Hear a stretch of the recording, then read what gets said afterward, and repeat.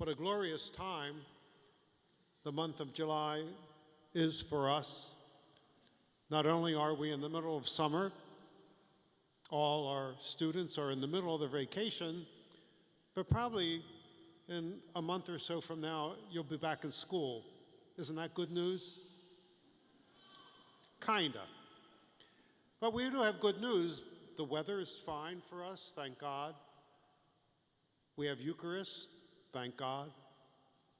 We have God's bounty all around us. We have our backyard vegetable gardens. We have Lancaster County corn. We have Chester County tomatoes, all finally flourishing, and fresh produce in abundance at the beginning of this fourth week of July. You can go just about in any direction right here from here and find God's good bounty in any roadside market. And that's such good news on July 23rd. And so too, the Gospels during the Sundays of July are full of good news and tips about gardening. Well, kinda. Jesus is telling stories. He's telling parables in chapter 13 of St. Matthew's Gospel. And they are parables about the kingdom of heaven, the kingdom of God. Now, hearing about that has to be good, right? Last week, Jesus started those stories and told a story of a farmer with a peculiar way of planting seeds. He scattered them all over the place, willy-nilly. Some of the seeds did flourish, but not all did.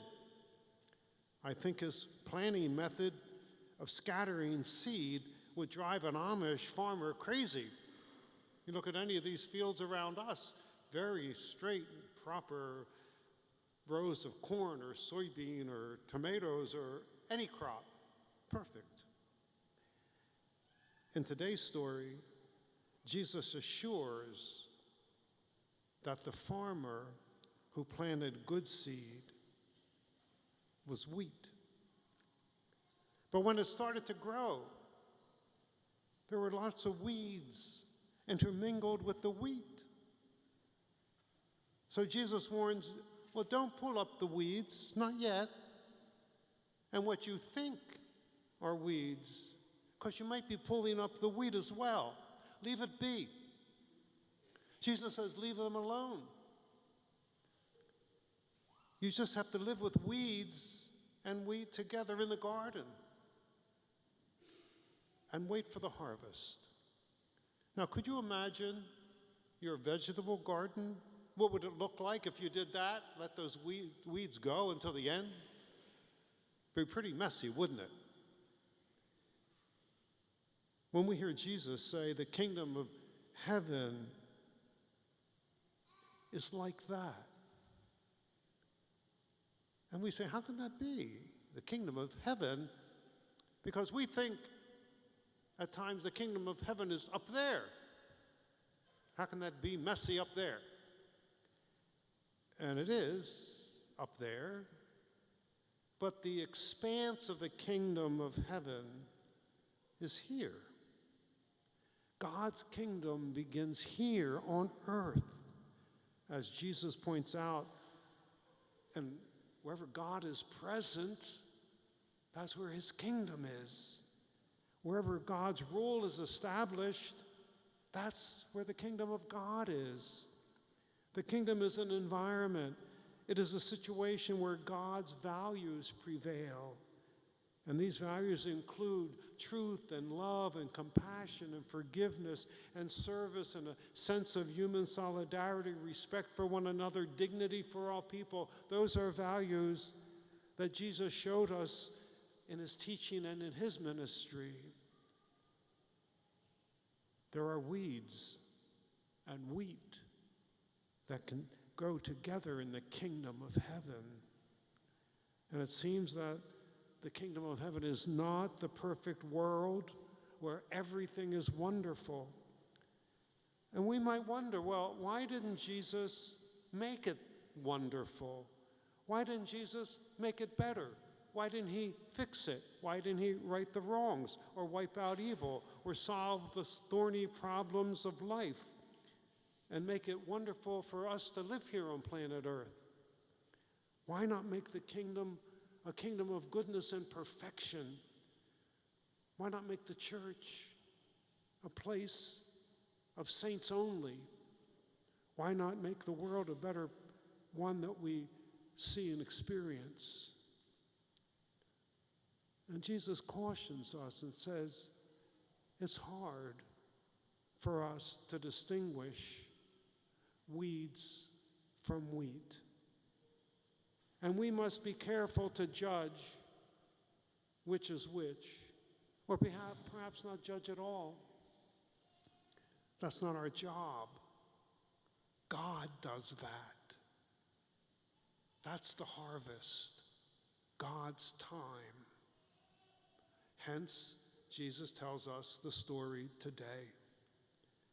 And much like our world or the world of Jesus, we do see weeds and wheat. We see good and bad. And Jesus suggests that good and evil exist together in the garden and in the kingdom. You know they certainly exist in our world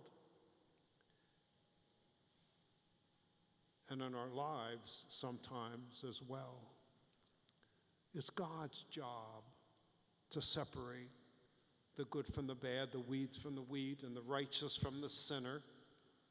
And for those of us who don't like weeds ever at all, from time to time, we do assume God's job.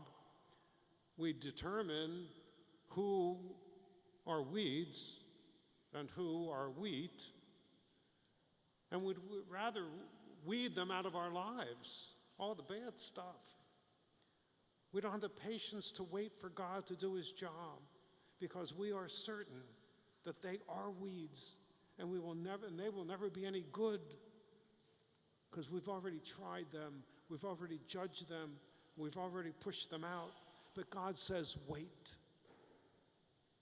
That's what I do in my time.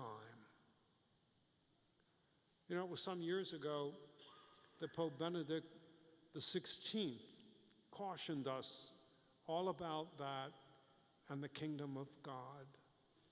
He said that when you are growing the kingdom of heaven, we need to avoid the temptation of impatience. The coming of the kingdom is not a neat and tidy process. We leave it up to God, the time and the way the kingdom will grow. It is messy, like weeds and wheat together in the garden. And it also starts small, like the mustard seed in the soil.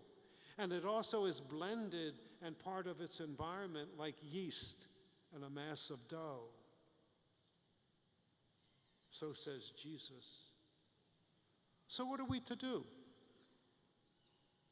We are tasked to do good instead of evil, to bless instead of curse, to praise instead of criticize, to help instead of stand off, to love instead of hate, to forgive without resentment, to be merciful and compassionate to everyone.